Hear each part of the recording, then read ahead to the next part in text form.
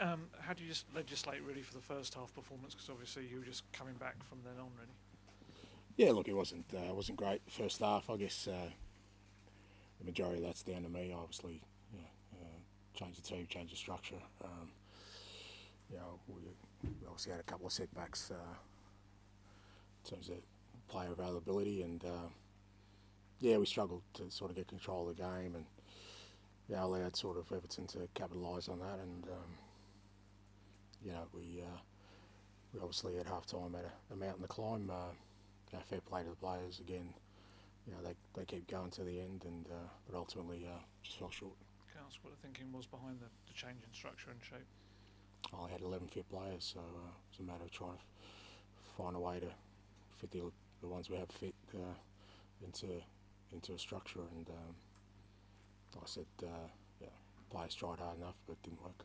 How difficult is it for you? I mean, you seem to just be kind of taking the punches all over the place, with losing Dom ahead of the game and Biss and Brennan, players like that. Yeah, it's a pretty extreme situation. We've lost 3 players, significant players, since the last game, and we've already got sort of 7 or 8 out. So, and obviously we lost Dom really late, just out of training, something innocuous. So it's just the run we're on at the moment, the situation we're in. At some point that will change. We'll get some players back, but right now it's just the situation we've dealt with, and the responsibility lies squarely with me to try and get us out of it.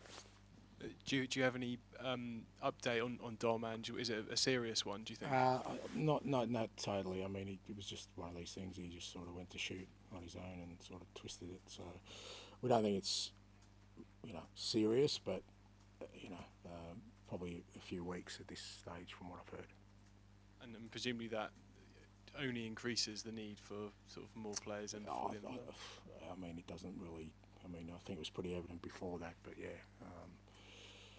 Like I said, we had 11, 12 missing tonight, and apart from, we've got to see how Rodri's going through the protocols. Apart from him, no one else is really due to come back.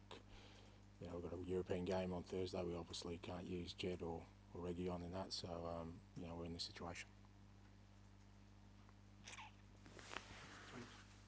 I'm sorry, Jack. Sorry, Johnson, is that calf, and how long is that? Yeah, it's probably 3 or 4 weeks. He did it in the second half against Arsenal the other night. So we're looking at 3 or 4 weeks. And Biss? Biss was a knock. We're hoping that he should be right by next weekend. I was going to ask, is there any sign of any kind of imminent activity? Look, as I said during the week, I mean, it's I'm sure, like everybody, that the club's well aware of our situation, and they're doing their utmost. As far as I know, at the moment, there's nothing imminent, but we're getting sort of. I assume between now and we're getting to the end of the window that hopefully something comes up. Does it become a bit tied in with your future though? Because obviously you're battling with the team, but yet you've not got the tools to do it. Yeah, look, I separate myself from that. Whatever, like it's not. This is not about me, but what is about me right now is I have the responsibility of the group of players I do have to try and get us through this, and that's what I've got to focus on. For me to focus on anything else is abstaining myself from the responsibility I have. I'm just determined to get us out of this. The club's doing its best to help. More it's about helping the players more than helping me, because they're the ones. We're asking some massive jobs of 18-year-olds. We had 17-year-old out there trying to win games of football for us, and others who are just playing week on week. So it's more about getting the players help rather than me help. Alan, please.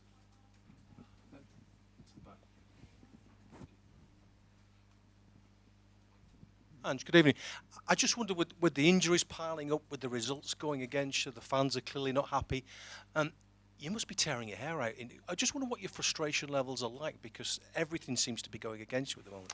Yeah, I know, but it's just I've never been, I've never played a victim. At the end of the day, I still believe that the responsibility lies with me to get this right, and that's where I sit with things. whatever the circumstances are, and it's fair to say it's a challenging situation for sure. Yeah, a lot of it's, you know, kind of out of your control as a manager when you're kind of losing players in the manner we are at the moment. But I've still got to steer us through, and if I start sort of, you know, worrying about myself or, you know, the cards I've been dealt with, then again I kind of, it's a dereliction of my duties and my responsibilities. It's not how I see it. I see it as, you know what, these are the cards I've been dealt, and it's up to me to get us out of it. And, you know, I've got to be good enough to do that. And what's motivating you and the players at the moment? It's plenty. You know, the club, our fans, our season. You know, we're still in all 4 competitions, so it's not like, you know, we're in the semi-final of the Carabao Cup. We've got a couple of big European games coming up. Obviously, still in the FA Cup.